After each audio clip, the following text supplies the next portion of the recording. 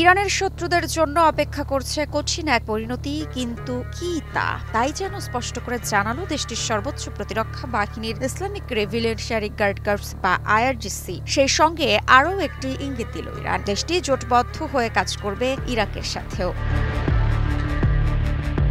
মধ্যপ্রাচ্যের রাজনৈতিক মানচিত্রে ফের উত্তাপ।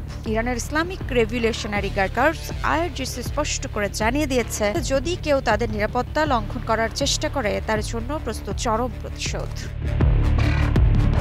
ইরান ভিত্তিক সংবাদ মাধ্যম মেহের নিউজের বরাতে জানা যায়, আইআরজিসির commander major general Mohammad Pakpour বলেছেন, আমরা শত্রুর বিরুদ্ধে জাহান্নাম তৈরি করব। গত 12 দিনের ইসরায়েল ইরান সংঘাতের সময় শত্রুরা আশা করেছিল ইরানের অভ্যন্তরে একতা ভাঙা যাবে, কিন্তু দেশবাসী দেখিয়েছে অসাধারণ ঐক্য এবং বিপ্লবের প্রতি অটল নিষ্ঠা।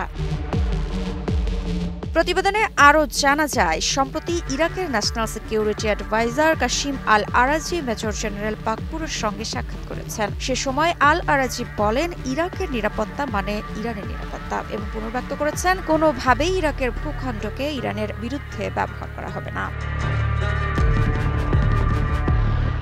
আর এটা ওইটা না, কাপড় ধোয়ার একটাই সলিউশন, চাকা অল ইন ওয়ান। দুই দেশের মধ্যে যৌথ কমিটি গঠিত হয়েছে সীমান্তে অনিয়ম রোধ এবং দ্বিপাক্ষিক নিরাপত্তা চুক্তি কার্যকর করার জন্য। আল আরাজি আরও সতর্ক করেছেন, সাম্প্রতিক গাজা যুদ্ধবিরতি কোনো স্থায়ী শান্তি নিশ্চিত করবে না। তিনি বলেন, শত্রু চক্রান্ত করতে পারে এবং তাই অঞ্চলে ঐক্য অপরিহার্য। এদিকে পাকপুরও সতর্ক করেছেন, শত্রুরা ইরানের অভ্যন্তরীণ একতা ভাঙার জন্য পরিকল্পনা করছে। গোপন হত্যাকাণ্ড ও বিশৃঙ্খলা ছড়ানোর চেষ্টা ব্যর্থ হয়েছে, তবে ইরানের ক্ষেপণাস্ত্র সক্ষমতা অক্ষুণ্ণ রয়েছে। মেজর জেনারেল পাকপুর স্পষ্ট করে বলেছেন, যদি কেউ ভবিষ্যতে সীমা লঙ্ঘন করে তার জন্য আমরা প্রস্তুত। আমরা শত্রুর বিরুদ্ধে জাহান্নাম তৈরি করব।